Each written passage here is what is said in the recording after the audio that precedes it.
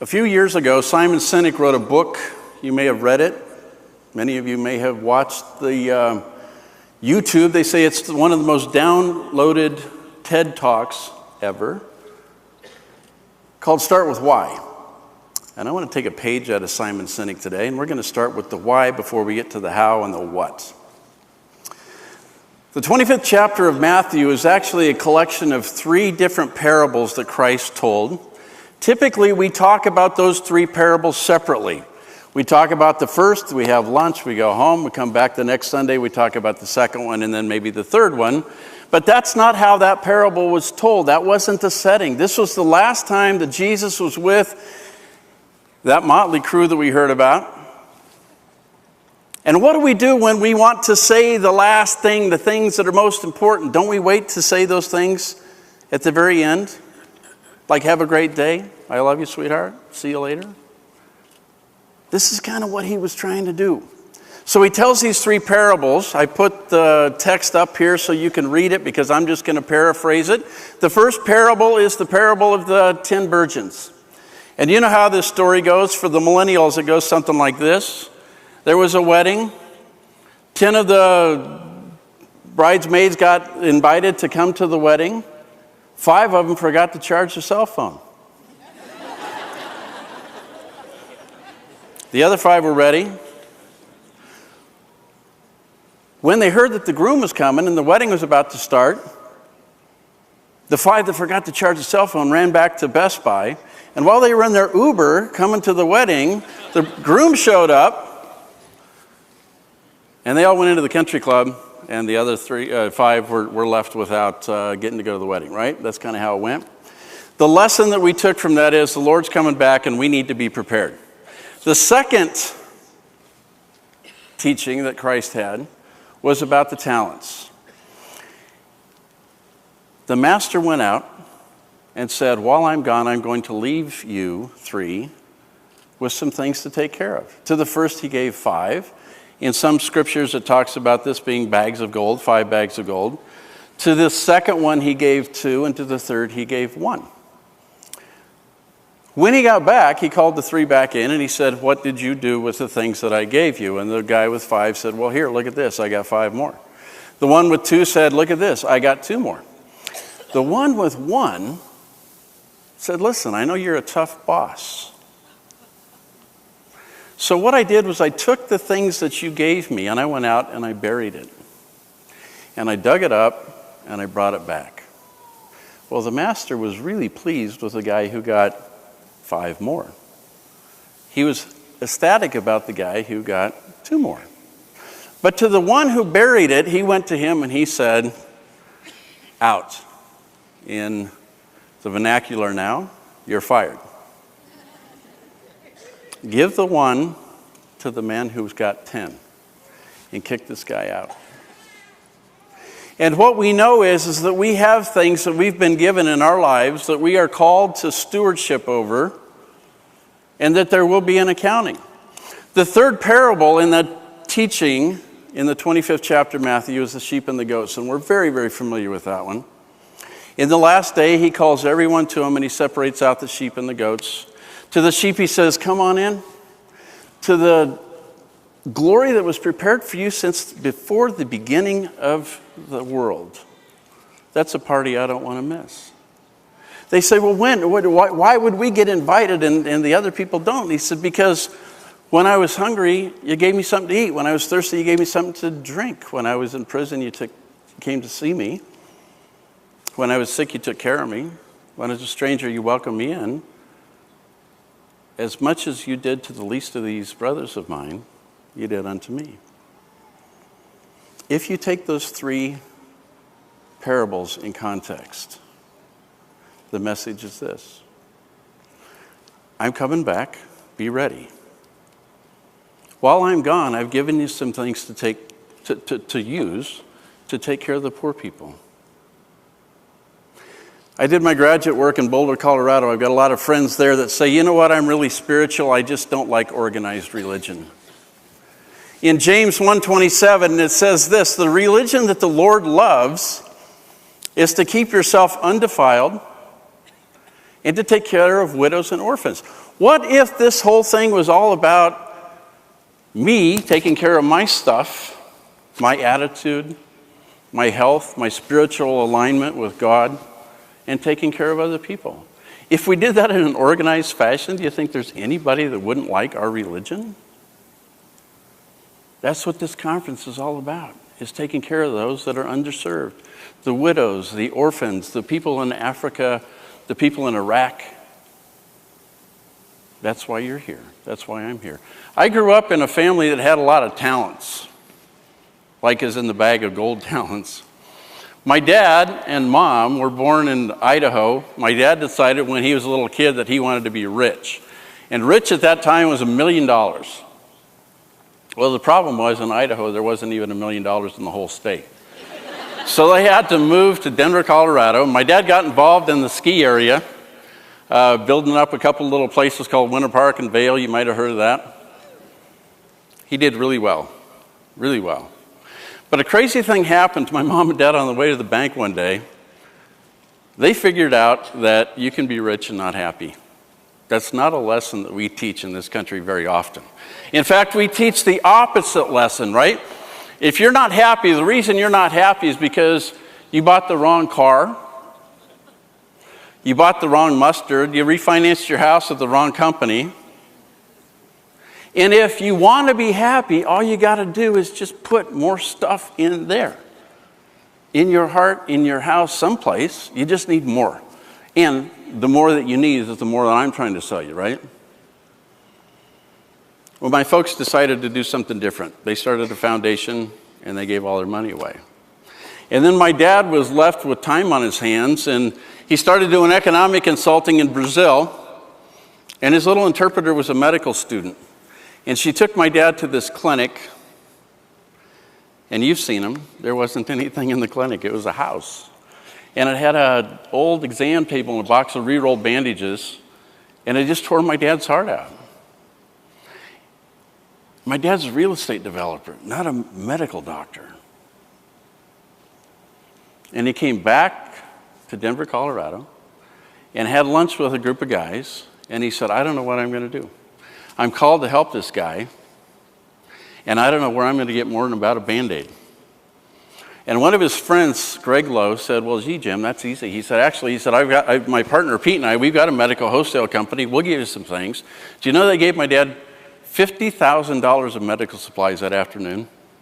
And my folks paid to ship that down. They took it up to their garage in Evergreen, and they got to calling everybody else, and in about 30 days, they had filled their garages full of medical supplies, about $250,000 worth, packed it in a big 40-foot ocean freight container, and shipped that down to Brazil. Fast forward, this year we plan on sending 200 semi-truck trailers of medical supplies and equipment. We're doing clinics where we're taking the doctors and nurses and we're writing curriculum and teaching helping babies breathe and doing all of that kind of stuff. Why? Because we were given the greatest opportunity in the history of mankind. We were given the best health care in the history of mankind. And what do we do with it?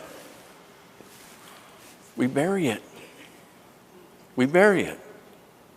On my desk, I have a titanium surgical blade and a drill set, wrapped up in a sterile package, put in another sterile package, and it's expired.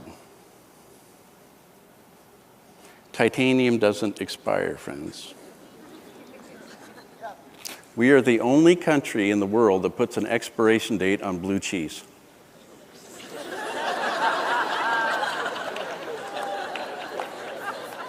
And pickles and sauerkraut and beer. And it's not just the medical industry that's throwing this stuff away. We do this as a country. We just went through this thing a few years ago where we took perfectly good Range Rovers, and I've been all over Africa in a Range Rover. These things go 500,000 miles, right? You've seen them. They're all wired together. We poured a chemical into the crankcase, and we drove that car. We let the engine run until it seized up. We called it cash for clunkers. I got to think that there's days when God looks at us and just says, really, people?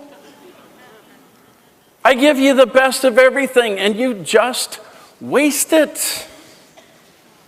What are you thinking about? I give you these opportunities. What are you going to do with them? Wow. In the hour that I have left today, actually, I know that I'm the only thing standing between you and lunch. There's a lot of pressure up here. I want to share with you just 3 thoughts around what we're talking about. The first thought that I want to share with you is the name of this game is not to collect the most talents.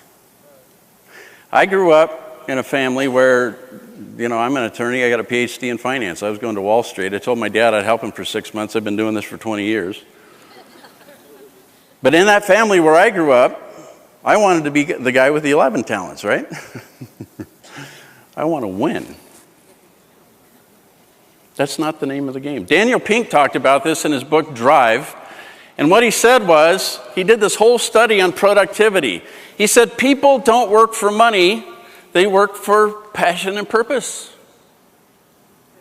Again, that's not the message we're teaching our students. That's not the message we're teaching our culture, right?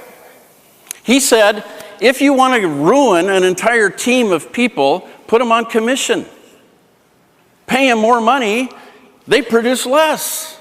Now, you got to make enough money to make the house payment, but you don't need a 15,000 square foot house. Why do people show up? Do you know this year at Project C.U.R.E, we'll have over 20,000 volunteers. We're running in Denver, Phoenix, Nashville, Houston, Chicago, Philadelphia, huge warehouses. All this stuff's coming in and we're processing and packing containers. And I can promise you that in the summer here in Houston, where we've got our big warehouse over on Kempwood, I don't air condition that warehouse. It is hot and humid and miserable. Right now in Denver, Colorado, it's really, really cold. We're not heating that warehouse either. Why would 20,000 people show up to volunteer? 35 paid staff, 20,000 volunteers. Why? Because people work for passion and purpose. This is my invitation to you. If you are in a situation today where what you're doing with your life is not getting your feet up out of bed and on the floor and excited, stop. This is the reason why Henry Ford put reverse gear in a Model T. And it's a good idea, and we've done it ever since. If you're going down a road and it's not working for you, put the brakes on, hit reverse, and get out of there. Go find the thing that you are called to do. Go find your passion. I hope that this conference is talking to you about your passion. People live for passion and purpose. And in our hearts, the way we were created is there's a hole in our heart that looks a lot like God, and there is not a hole in your heart that looks a whole lot like a Mercedes-Benz.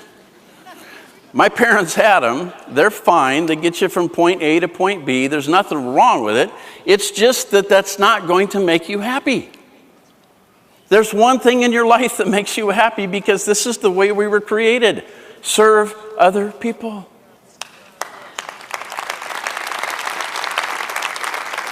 The second thought that I want to share with you is this. God usually works through the unlikelies, right? King David, he's the youngest son.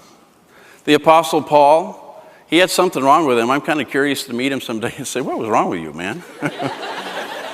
This thorn in the flesh thing, can you tell me a little bit about that for the next 1,000 years? And what about you and me? You may get that call like Yancey was talking about. Could come from the radio, could come from this conference, could come from something else. But there is nobody who's going to show up on your doorstep with a written, engraved invitation. The President of the United States hereby invites you to change the world. Nobody went to Wilbur and Orville Wright and said, in 2018, there's going to be a whole bunch of missionaries that are going to want to go all over the world, and we need you to please invent an airplane. When the big things happen around the world, when we do big things, it's because we have a calling, but probably not an invitation. And you may not get any other calling in your life than what you heard today. But don't for 1 minute think that just because you don't have the right credentials or the right background or the right whatever, that you're not called to do what you're called to do. You were put on this earth for a purpose. And if you don't do it, nobody else is going to do it. That's part of that talent thing. So I encourage you to live in audacity. And if you want to think about audacity, who gave my dad the right to start Project C.U.R.E? He's not even a doctor. And here we are shipping 200 semi-truck trailers of stuff a year. Really? Wow. Think of what you could do. You guys have skills in your hands. We're real estate developers and lawyers and financiers. We're hopeless. And the third thing is go big. Not go big or go home, just go big. My dad's got this little thing on his desk and it says, endeavor to do something so great that if God doesn't show up, you'll surely fail. I was in Belgrade, Serbia with the Crown Princes of Serbia. Who even knew they had one, right? And we were out there and we were looking around at all their hospitals. They have 4 big hospitals in Belgrade. And one of those hospitals saw 350,000 people last year, and they were going to close the hospital because it didn't have sterilizers. I got back to my office and I sat down with George, who's worked with me for about the last 20 years, and he says, hey, do you remember so-and-so over there at Steris? And I said, yeah. He said, well, they just bought a company called Belmed, and they've got these sterilizers. These are $1 million units. They're about as big as a semi-truck trailer. You can actually drive the cart through the sterilizer. I always kind of wondered what would happen if you went there yourself. He said, do you have any place that you think that they ought to go? I said, you know what, as a matter of fact, the day that you got that call was the day I'm sitting in Belgrade, Serbia, and they're telling me they need sterilizers. I wish I was that good. I'm not. I know where that comes from. I called the Crown Princess and I said, Princess, you remember those 4 hospitals that need sterilizers? Guess what? And it's not me or my team that did it. You know exactly where it came from. You know exactly where it came from. And that's happened over and over and over again. In Belize, it was a hospital down there and they needed ice machines. I didn't have any. I get back to the warehouse. I'm walking through the warehouse. There's 3 or 4 ice machines. Hey, what day did those come in? Oh, well, those came in on Wednesday. You know where I was on Wednesday? In a hospital where a guy was asking for those. I'm not that good. But there's a bigger plan. And when we start getting rid of all of the limitations that we talk ourselves into, and we allow the divine to start working through us and God to say, I called you, I'm going to resource you, so go big. In fact, do something so big that if God doesn't show up, you'll fail. That's the ticket for success. Albert Schweitzer said it this way, and you know the story of Albert Schweitzer. He was a minister, a Lutheran minister, probably the best Bach organ concertist since Bach. And he got to read in his Bible that God loves poor people. God wants you to take care of them. So he quit his job as a minister and went and studied medicine. And he went to the country now we know as Gabon, and he started the Schweitzer Hospital. That, my friends, is the reason why he got a Nobel Prize. He said this, I don't know what your destiny will be, but this one thing I do know, the only ones among you who will ever be truly happy are those who seek and find ways to serve other people. My wish for you today is that you find happiness in your life. It's not going to come from trying to fill the hole in your heart with something that looks like anything other than God. And it's not going to come from trying to do all kinds of other stuff except serve people. He's coming back. He's given us some things to take care of while he's gone. And he wants us to use those things to take care of each other and to take care of other people. Thanks for what you do. God bless.